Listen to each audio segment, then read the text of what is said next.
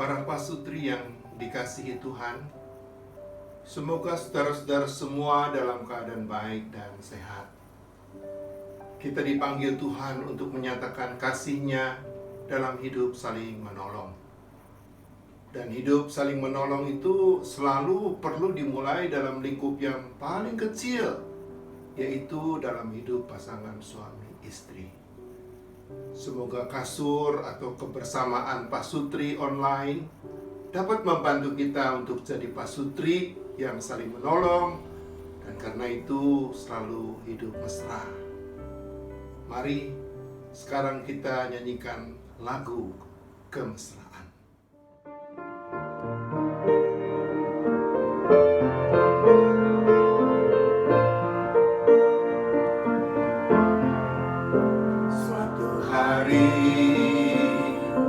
Dikala kita duduk di tepi pantai dan memandang ombak di lautan yang kian menepi, burung camar terbang bermain di derunya air. Suara alam ini hangatkan jiwa kita. Kemesraan ini janganlah cepat berlalu. Kemesraan ini ingin ku kenang selalu. Hatiku damai, jiwaku tentram di sampingmu. Hatiku damai, jiwaku tentram bersamamu.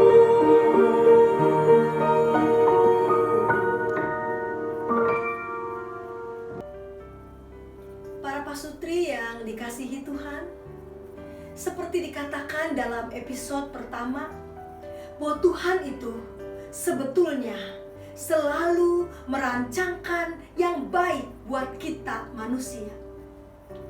Tapi pertanyaannya, mengapa rancangan Tuhan yang baik itu kadang tidak terwujud dalam hidup kita? Jawabannya adalah karena seringkali kita tidak mau bekerja sama dengan Tuhan untuk mewujudkan rencana Allah ini. Perhatikan apa yang tertulis dalam kitab Yeremia 29 ayat 11-14a. Setelah mengatakan, "Aku akan memberikan kepadamu masa depan yang penuh harapan." Tuhan mengatakan apa? Ia mengatakan ini, "Apabila kamu berseru dan datang untuk berdoa kepadaku, maka aku akan mendengarkan kamu. Apabila kamu mencari aku, kamu akan menemukan aku. Apabila kamu menanyakan aku dengan segenap hati, aku akan memberi kamu menemukan aku." Lihat, Tuhan tidak hanya mengatakan, "Aku akan mendengarkan kamu, aku akan menemukan kamu." Tapi Tuhan juga mengatakan, "Apabila kamu berseru dan datang untuk berdoa kepadaku, maka aku akan mendengarkan kamu. Apabila kamu menanyakan aku dengan segenap hati, maka aku akan menemukan kamu." Jadi para pasutri yang dikasihi Tuhan, rencana Tuhan untuk mendatangkan kebaikan dan damai sejahtera buat kita manusia dapat terwujud kalau dari pihak manusia juga ada usaha untuk mewujudkan rencana Allah itu. Seperti misalnya, Tuhan sebetulnya selalu ingin kita sehat. Tapi kalau kita tidak pernah berdoa meminta kesehatan, kita malas berolahraga, kita malas berjemur, kita juga makan sembarangan ya. Tiap hari makannya babi hong, sate kambing, jeroan, durian ya. kemudian minum minuman keras, mabok-mabokan, maka pasti rencana Tuhan untuk membuat kita tetap sehat tidak akan terwujud. Begitu juga dalam kehidupan pernikahan. Tuhan itu sebetulnya ingin agar rumah tangga kita selalu dipenuhi dengan damai sejahtera.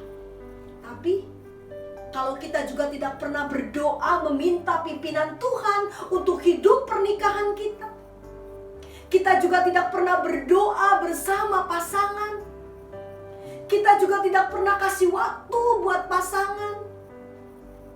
Di rumah kita juga selalu memasang muka yang tidak sedap dilihat. Kita ngomel terus. Kalau bicara nadanya tinggi terus.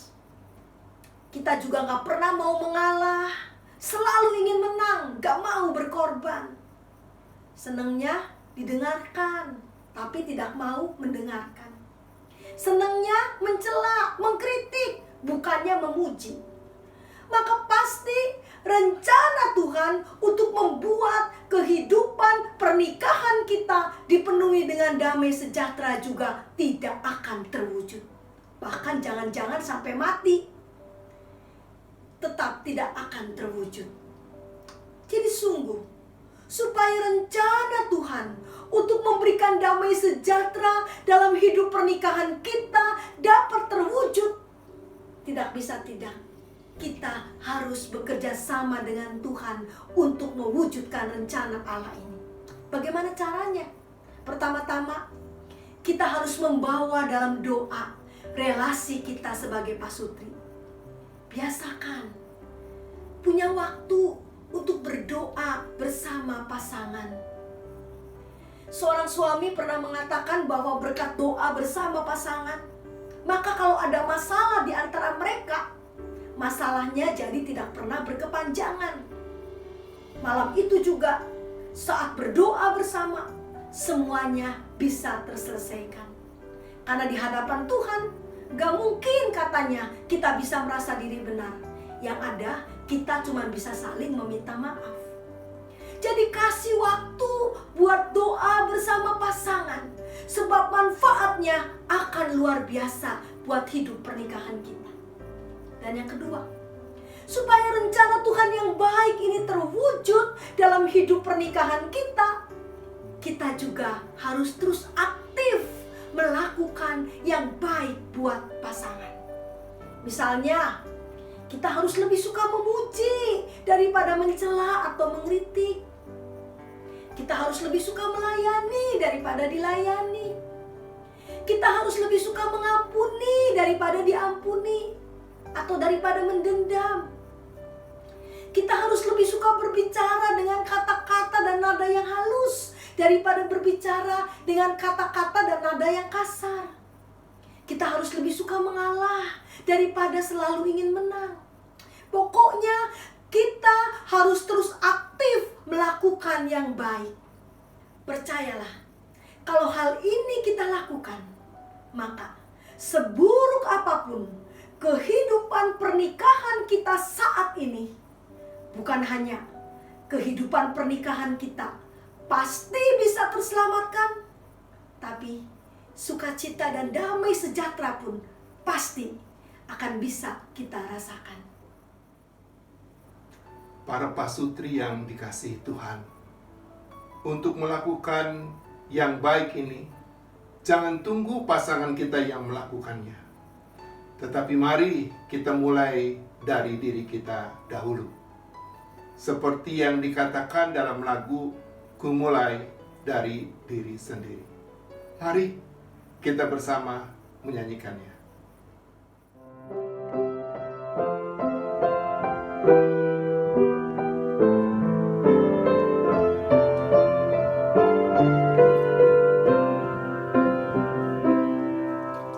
Ku mulai dari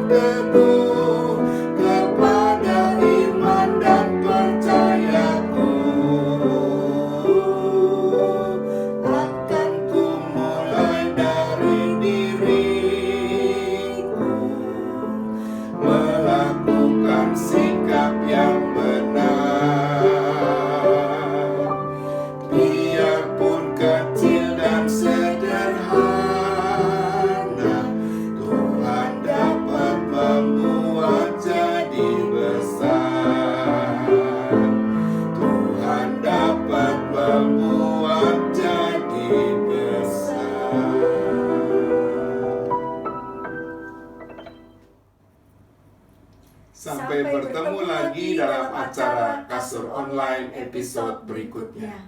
Salam kasih kami.